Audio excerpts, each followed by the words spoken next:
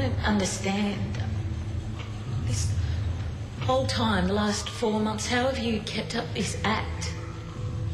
When you love someone as much as I love Sarah, you can do anything. I didn't plan to become part of the community and hang around. I was just going to come here, do what I had to do for Sarah, and then disappear. But an opportunity just fell into my lap.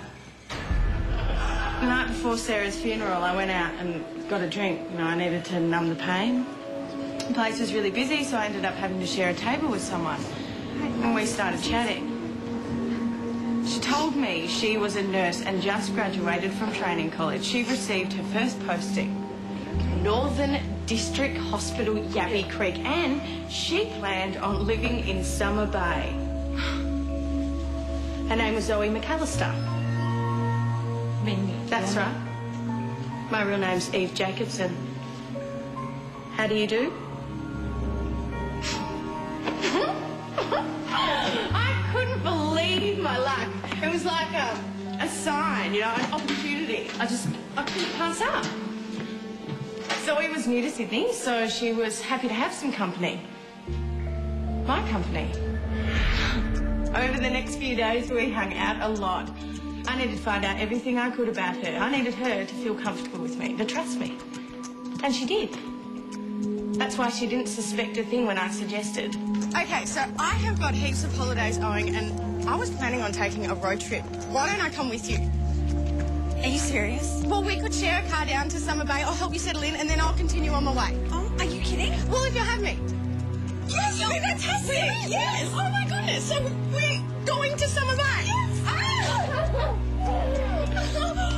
We took off, spent all morning driving, then finally we reached the outskirts of Summer Bay. I suggested that we pull over and take a photo of her by the welcome sign.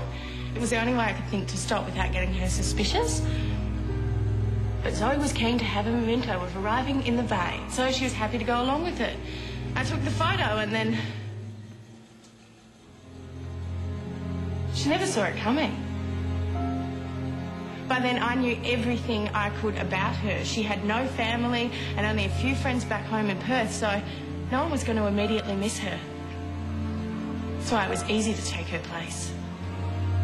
I started the bushfire to destroy Zoe's body, and then I laid low until I could start work at the hospital. Get onto them again, okay? We're wasting time. What you got? Nothing.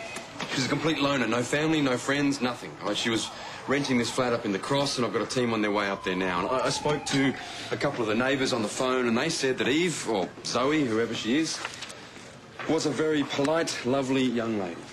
Tell that to the people around here. Did Jones have any luck pulling that psych profile He's on her? chasing it up again now. I mean, what the hell is taking him so long? It only takes... Detective. Look, I'm sorry, okay, but... Claire, if we don't find Sally soon, then... During the heat wave, I started the fire at the palace. It only took a couple of minutes for the whole place to go up. Didn't realise Hayley was in there at the time, just that it was the first place Sarah was arrested. And Hayley got out. It's the worst luck. But at least I ruined their home.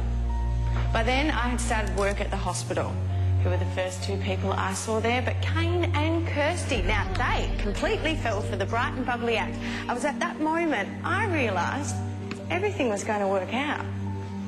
All I had to do was keep convincing everyone I was the nicest girl in the world, and then no one would suspect for a second that I was doing anything wrong. The more time I spent in town, the more opportunities I saw to scare people. And then when I heard about Leah and Dan's engagement, I had to send them a little present. I booked 6 tickets on a scenic plane trip. And even though they were sent by someone anonymous, Leah didn't suspect a thing. I tampered with the plane's engine, messed around with its radio, and it went down just like I had planned. But they all survived, thanks to that heroic pilot.